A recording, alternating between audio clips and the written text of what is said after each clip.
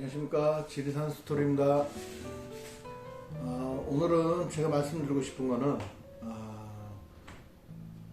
농촌으로 기농기촌 하시는 분들이 일단 기농을 하시게 되면 토지를 알아보시게 되잖아요.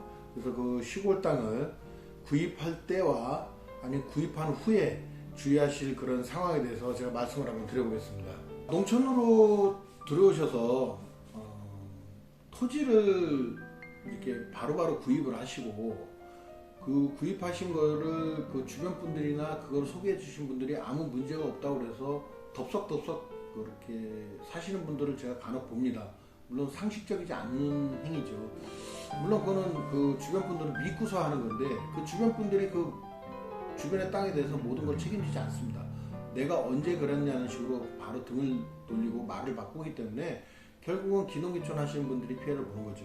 그래서 기농기촌을 하셔서 제가 권장하고 싶은 거는 바로 토지를 산다기보다는 만약에 벼농사를 짓고 싶으면 뭐 몇 달간 좀 살아보면서 벼농사 짓는 집에서 일을 도와주거나 그분에 대해서 농업도 좀 배워가면서 그 현지 실태를 좀 알아보고 현지 실태에서 내가 좀 적응을 하고 여기서는 내가 농업을 하면서도 살 수가 있겠구나 한 다음에 적합한 땅을 알아보시고 그 다음에 그 땅에 문제가 있는지 없는지 등기부 등본이나 토지대장도 떼어보고 그 들어가는 진입로 같은 거 이게 국가의 진입로인지 그러니까 국가에서 만들어 놓은 도로인지 아니면 그냥 농로길인지 아니면 개인의 그 길인지 그걸 꼼꼼히 알아보셔야 됩니다. 그거는 설계사무소를 그 위성사진으로 다 볼 수 있기 때문에 그 구입하시는 토지에 대한 뭐 토지 대장이나 뭐 등기부 등본을 떼어갖고 가시지만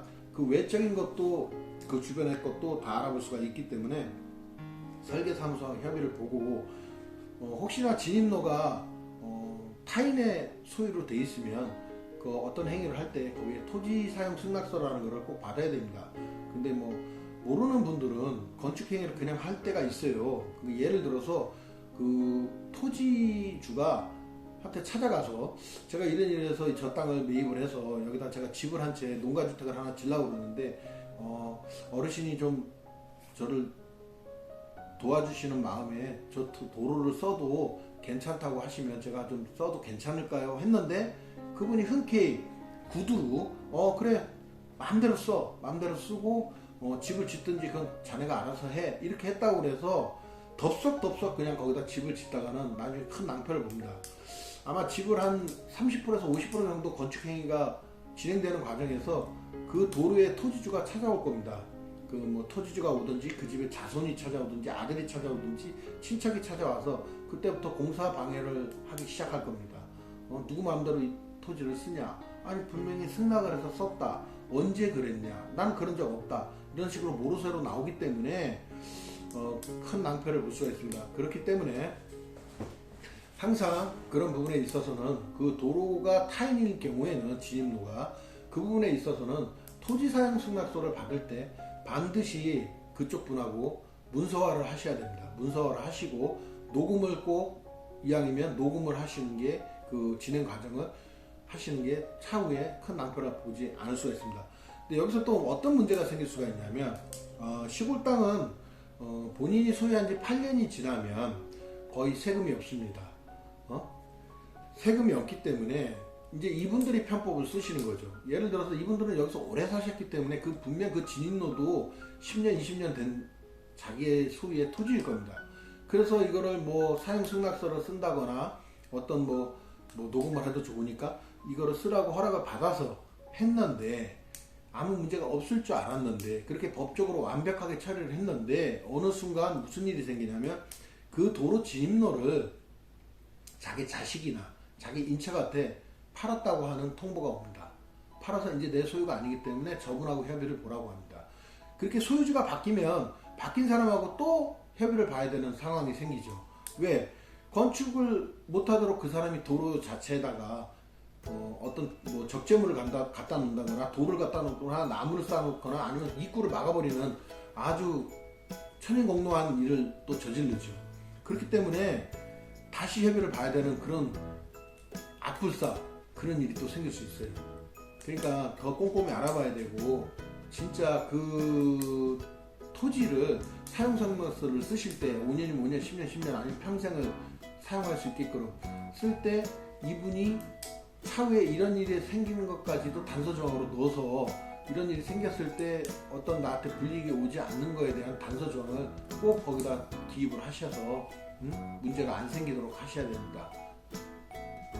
그러니까 뭐 예를 들어서 사용록 승낙서를 한 10년 정도 썼는데 이게 인척이나 아드님한테 명의가 갔다거나 아니면은 차후에 뭐 이 토지를 전매하셔서 다른 주인이 온다고 했을 때도 모든 책임이나 그런 민형사상에 대한 부분은 토지 사용, 지금 현재 이 도로의 토지주에게 있다는 것을 꼭 명시를 하시는 게 나중에 분쟁이 일어났을 때도 아마 큰 피해를 안 보실 거라고 저는 사료가 됩니다.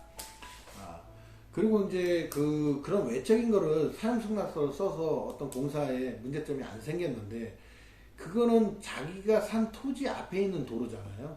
근데 이 토지 말고 마을에서 자기 토지까지 들어오는, 아니면 외곽에서 들어오는 그 마을 땅을 또 마을이나 시땅이나 구기지를 겹쳐서 들어오는 그 길에 대해서 아마 마을 사람들이 또 방해하는 경우가 많습니다. 그런 사람들이 이제 그 방해를 할 때는 더 흉폭해지죠. 그래서 뭐 예를 들어서 막 트랙터를 세워놓는다거나 뭐 퇴비를 쌓는다거나, 하여튼 그 길을 아예 다녀서 공사 차량이 공사를 못하도록 완전히 이제 길을 막아서 방해를 하는 그런 부분이죠. 그런 부분에서도 차후에 만약에 법적인 일로 뭐 문제를 해결하거나 같이 맞대응을 해서 해결을 해서 잘 해결이 됐는데 그 이후에 저 사람들이 나한테 보복하지 않을까, 그 후에 저 사람들이 나한테 어떤 불미스러운 행동을 하지 않을까, 이런 거에 대한 두려움 때문에 그거를 그 사람들이 원하는 방식대로 끌려가서 어마무시한 발전기금을 준다거나 뭐 아니면 그 사람들이 원하는 모든 시설을 다 해준다거나 했을 때는 본인의 일로만 끝나는 게 아니라 그 이후에 들어오는 기농인이 또 2차 피해를 받고 또 세 번째 들어오는 기농인이 또 3차 피해를 받고, 이게 연쇄적으로 일어나고 그걸로 끝나는 게 아니라 그 마을에 일어나는 모든 행사나 어떤 행위에 있어서 굉장히 압박감을 주거나 고통을 주기 시작하죠. 그래서 많은 물질을 요구하고 쉽게 말해서 호구 잡히는 겁니다. 호구 잡혀서 그 마을을 떠나기 전까지는 엄청난 스트레스와 고통을 당하기 때문에 그런 일을 미연에 방지를 하려면 처음 시작부터 첫 단추를 잘 끼워야 됩니다. 그래서 그분들이 원하는 대로 절대 하시면 안 됩니다. 그래서 그런 방법은 그 사람들하고 맞대응하고 싸울 때 흥분하거나 욕을 하거나 화를 내지 마십시오. 그냥 그분들이 욕을 하거나 험악하게 나오는 거를 다 녹음을 하십시오. 그거는 이제 협박죄에 해당이 되고요. 그 다음에 길을 막고 이랬을 때는 그거를 일일이 다 사진을 찍으십시오. 그러면 요즘 휴대폰에 보면 날짜까지 다 나오지 않습니까? 며칠날 몇 시에 이렇게 나온 걸, 그런 거를 그 날짜까지 다 나오도록 당분간 길을 막을 때 일주일, 열흘 동안 그냥 놔두고 계속 사진을 찍으십시오. 그래서 그거에 대한 도로교통방해죄, 그 다음에 이제 그걸로 인해서 차질이 생기지 않습니까? 건축행위를 하지 못하거나 토목행위를 하지 못하기 때문에 거기에 대한 그 손해가 발생되고, 그 손해는 그 공사하는 사람들한테 다 본인이 물어야 되기 때문에 그 또한 본인이 물 수는 없잖아요.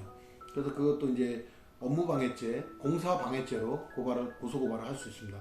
그래서 이런 것들이 모든 포괄적으로 전체적으로 생기는 이런 발생된 거에 대해서 본인이 다 물 수가 없기 때문에 이거는 일일이 마을 사람 한 대표한테 하는 게 아니라 일일이 개인한테 다 청구할 수 있기 때문에 손해배상을 꼭 청구를 하십시오. 그렇게 해야 거기 아무것도 모르고 휩쓸려서 위력에 의해서 그냥 그 행동을 하시는 어르신들까지도 깜짝깜짝 놀래고, 내가 왜 법적으로, 그분들은 법이라는 게 이렇게 민사나 어떤 형사적으로 이렇게 날라왔을 때 굉장히 두려워하고 겁을 냅니다. 그러니까 그런 분들이 다시는 저런 마을에서 분란을 일으키는 사람들한테 저 사람들이 시키는 대로 행동이나 행위를 해서는 안 되겠구나 하는 거를 일벌백계 하는 차원에서 가르쳐 줘야 됩니다. 그럼 나중에 손해배상은 취하하시면 되는 거니까. 중요한 거는 그거를 주도한 사람들, 그 주도한 사람들한테 꼭 일벌백계를 하셔야지만 그 사람들은 그 마을에서 그 자기가 갖고 있던 그런 위력을 발생하는 그 위치에서 쫓겨나고 다시는 그런 행위를 못하게 될 겁니다. 그래서 기농기촌하는 분들이 본인들이 스스로 조심을 해야 되고, 이런 일이 생겼을 때 물러서지 말고 대응도 하고 정의를 실현하셔야지만 또 시골로 기농기촌 하시는 분들이 그런 피해를 안 봅니다. 그래서 이런 문화가, 이런 관행이 사라지게끔 만드는 것도 기농기촌인들의 몫이라고 저는 생각을 합니다. 뭐 제가 지금 살고 있는 곳에 아무런 문제 없고 불협화음 없이 따뜻하게 받아줘서 이렇게 제가 들어와서 정착하는 곳이 있는가 하면, 제가 또 어떤 같은 남원시에서 일어난 일입니다. 또 다른 곳에 정착을 하려고 한 건 아니고, 이제 어떤 제가 목적을 두고 거기서 농업적인 행위를 하려고 들어갔을 때 겪은 일하고 진짜 황당무계합니다. 원활하게 마을 주민들과 좋게 협의를 보고 마을 사람들하고 잘 소통하고 화합하고 살 수 있으면 좋겠죠.